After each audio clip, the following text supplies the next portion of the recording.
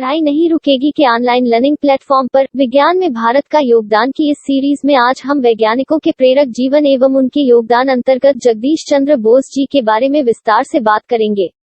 यहाँ आपको बता दें कि अब पढ़ाई नहीं रुकेगी के ऑनलाइन लर्निंग प्लेटफॉर्म पर विज्ञान भारती के महाकौशल विज्ञान परिषद की प्रमुख प्रोफेसर सुनीता शर्मा जी के मार्गदर्शन में विज्ञान में भारत के योगदान की एक सीरीज के रूप में इस कार्यक्रम को रचा गया है तथा यूट्यूब के माध्यम से प्रत्येक सोमवार को यह सीरीज प्रसारित की जाती है। कार्यक्रम की संपूर्ण परिकल्पना एवं नवाचार प्रमोद श्रीवास्तव जी का है। प्रत्येक सोमवार को प्रसारित विज्ञान में भारत के योगदान की सीरीज में हम भारत के महान वैज्ञानिकों एवं उनकी खोज के बारे में विद्यार्थियों को परिचित कराते हैं, विज्ञान के कुछ रोचक तथ्य बताते हैं एवं विज्ञान से संबंधित कुछ सामान्य बातें आपसे जानने का प्रयास करते हैं। इतना ही नहीं, बल्कि आपकी सहभागिता को सम्मानित करने के उद्देश्यों से आपसे मिलने वाले उत्तरों पर अगले सीरीज में हम विज्ञान मित्र के रूप में आपके नाम की घोषणा करते हैं। तो आइए आगे बढ़ते हुए पिछली सीरीज में पूछे गए प्रश्नों को हम दोहरा लेते हैं और फिर जानते हैं इन प्रश्नों के सही उत्तर देने वाले हमारे विज्ञान मित्रों को। में पहला प्रश्न पूछा गया था कि सौरमंडल का सबसे तेज घूमने वाला ग्रह कौन सा है। इस प्रश्न का सही उत्तर है सौरमंडल का सबसे तेज घूमने वाला ग्रह बृहस्पति है। इसे अपनी धुरी पर एक पूर्ण घूर्णन में केवल 10 घंटे लगते हैं।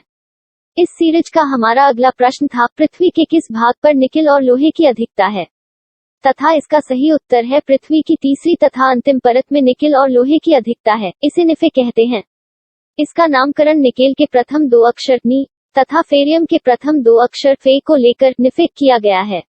और अब इन सही उत्तरों को बताने वाले हमारे विज्ञान मित्र के नामों की हम बड़े ही सम्मानपूर्वक घोषणा करने जा रहे हैं।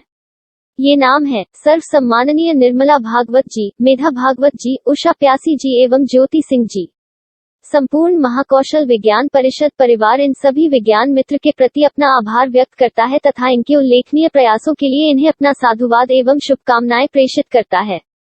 अब पढ़ाई नहीं रुकेगी के ऑनलाइन लर्निंग प्लेटफॉर्म पर विज्ञान में भारत का योगदान की इस सीरीज में आइए विस्तार से जानते हैं भारत के वैज्ञानिकों के प्रेरक जीवन एवं उनके योगदान अंतर्गत जगदीश चंद्र बोस जी के बारे में।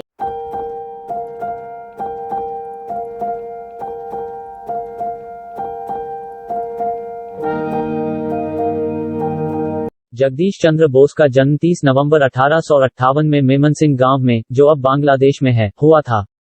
उनके पिता भगवान चंद्र बोस डिप्टी मजिस्ट्रेट थे। बोस ने अपनी आरंभिक शिक्षा गांव के विद्यालय में मातृभाषा में प्राप्त की थी। 11 वर्ष की उम्र में उन्हें कोलकाता भेजा गया, जहां उन्होंने अंग्रेजी सीखी और फिर सेंट जेवियर स्कूल और कॉलेज से अपनी पढ़ाई पूरी की। वह एक प्रखर विद्यार्थी थे। उन्होंने सन 1879 में भौतिक विज्ञान से स्नातक की परीक्षा पास की।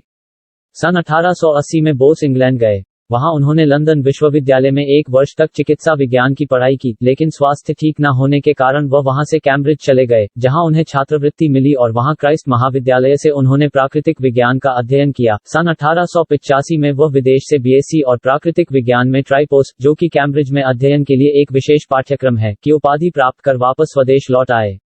स्वदेश लौटकर उन्हें कोलकाता के प्रेसिडेंसी कॉलेज में भौतिक विज्ञान के सहायक प्राध्यापक का पद मिला, लेकिन वहां उनका वेतन अंग्रेज शिक्षकों की तुलना में 1/3 था।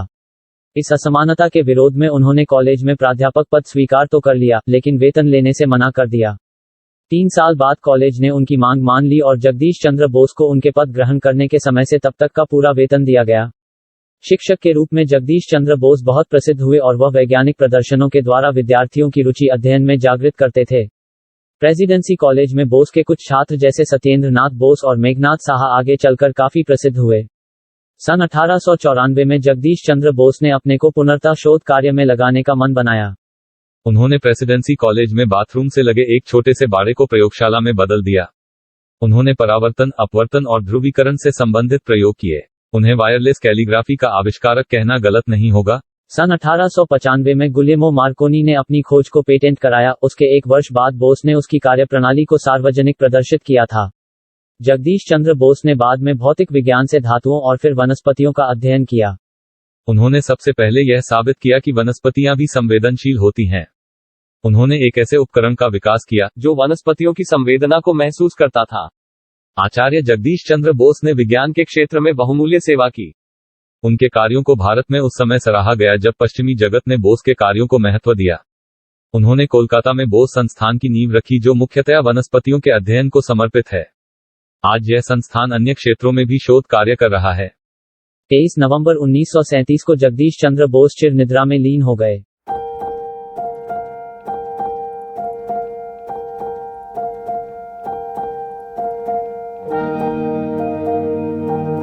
और अब बारी है विज्ञान के रोचक तथ्यों को जानने की। विज्ञान के रोचक तथ्यों में आइए आज हम वेजिटेशन के कुछ विशेष तथ्य जानें। पौधों के मानसिक स्वास्थ्य लाभों पर कई शोध हुए हैं और अब यह पौधों के बारे में एक सिद्ध तथ्य है। वे तनाव को दूर करने और शांति प्रदान करने में मदद करते हैं। जड़ी बूटी विशेष रूप से पौधे की पत्ती से होती है, जबकि मसाला बीज, बेरी, तना, बल्ब, छाल या जड़ से आता है। पादप जीव विज्ञानी डैनियल चामोविट्ज के अनुसार पौधे देख सकते हैं, सूंघ सकते हैं, महसूस कर सकते हैं और याद रख सकते हैं। 85% पादप जीवन महासागरों में पाया जाता है। आपके पास देखभाल करने के लिए केवल 15% पादप ही हैं। प्याज में हल्का एंटीबायोटिक होता है जो जलन को शांत करता है, संक्रमण से लड़ता है, पैरों की खुजली से राहत देता है। कच्चे सेब का 84%, गोभी में 91% और कच्चे खीरे का 96% पानी होता है। सबसे ऊंचे तुलसी के पौधे की दर्ज की गई ऊंचाई 34 मीटर है। स्ट्रॉबेरी में औसतन 200 बीज होते हैं। यह एकमात्र ऐसा फल है जिसके बाहरी हिस्से में बीज होते हैं। केले में प्राकृतिक रसायन और यौगिक होते हैं जो लोगों को खुश कर सकते हैं। तो अगर हम इसे हैप्पी फ्रूट कहें तो गलत नहीं होगा। बांस दुनिया में सबसे तेजी से बढ़ने वाला लकड़ी का पौधा है। यह एक दिन में 35 इंच तक बढ़ सकता है।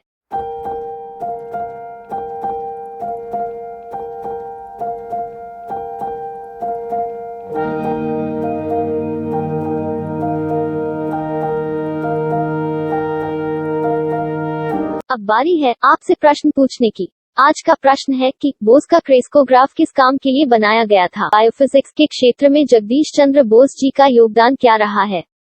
आपको यहाँ याद दिला दे कि सोमवार को हमारे द्वारा पूछे गए प्रश्नों के उत्तर आपको प्रमोद श्रीवास्तव जी के मोबाइल नंबर 7974873610 पर गुरुवार तक प्रेषित किया जाने पर अगले सीरीज में सही उत्तर देने वालों के नाम की घोषणा की जाएगी। कृपया हमारे YouTube चैनल को सब्सक्राइब, शेयर, लाइक एवं कमेंट शीघ्र ही कीजिए। धन्यवाद।